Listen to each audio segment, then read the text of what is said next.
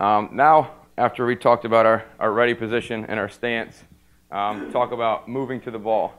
And this is something that is a little bit different than a few people teach, but I teach it's the shuffle step rather than the 1-2 step. And this is all about being fluid, being able to move, being athletic, and attacking the ball.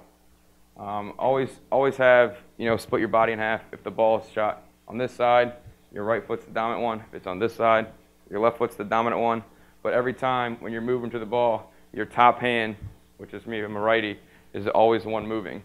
So your hand and your foot always want to go together at the same time, which is going to drag your body with you and force you to explode quickly. You always want to have 2 planes. So what that means is if I'm in my ready stance here, I don't want to step into my hands. I want to keep this hand the same distance away when I make that save every single time. I don't want to reach out, and I don't want to step into my hands. So when I make that save and I shuffle step, I want my body and my stick to stay on those 2 different planes every time.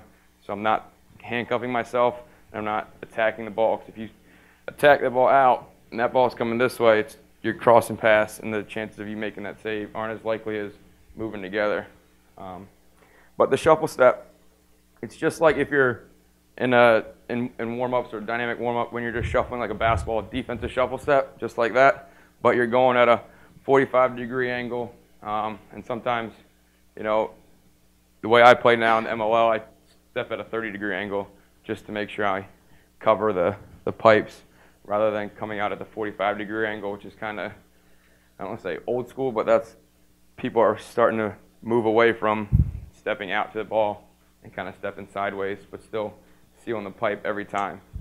The quote, I was never hit with a shot, I always hit the shot with my body. That's Jimmy Beardmore quote back in the day, because he was, if you guys remember him from Maryland, just being an athletic animal in the cage and just attacking everything and whatnot. So he was all about that movement, that quick feet, just to get in front of the ball, where I'll step more sideways, more 30-degree angles now, just so I can get to the pipe and give me a little bit longer to see the ball and react.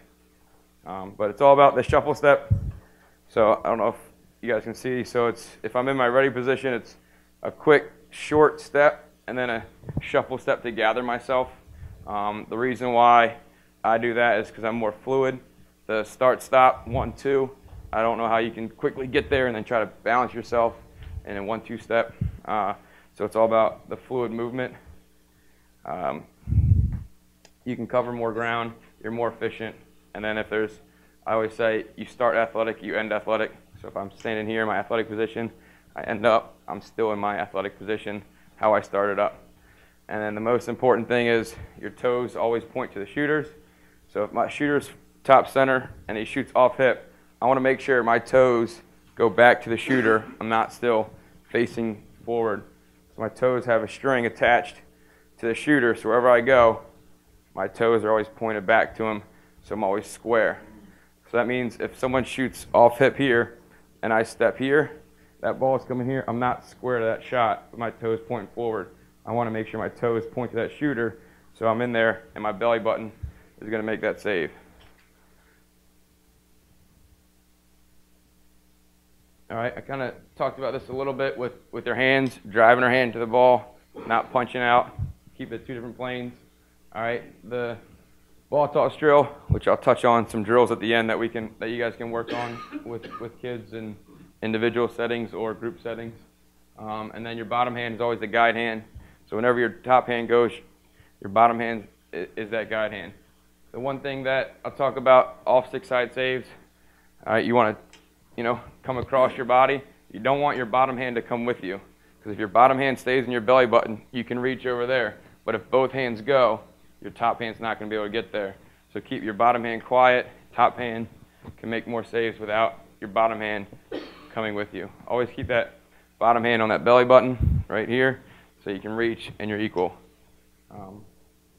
And then soft hands, give with the shot. One drill you can do is really helpful is to shoot with tennis balls. Just even as a goalie, soft hands, try to cradle it into that hand, because the tennis ball is so light, it's still different than the lacrosse ball being in there. Just like if your attackmen are shooting drills, teaching kids soft hands, receive it into your stick with the tennis ball, which is very helpful. All right, the step, shuffle step, 45-degree angle as a taught. Make sure when you're stepping though, you want to seal the pipe every time. So if the guy's going down the alley and I'm here and I step, I want to make sure I shuffle step and I seal that pipe so that pipe splits me down the middle every time I step.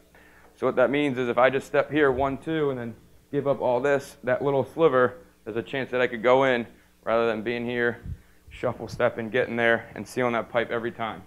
So after every shot, warming up a goalie, make sure they seal the pipe every time. So they split that pipe should split them in half.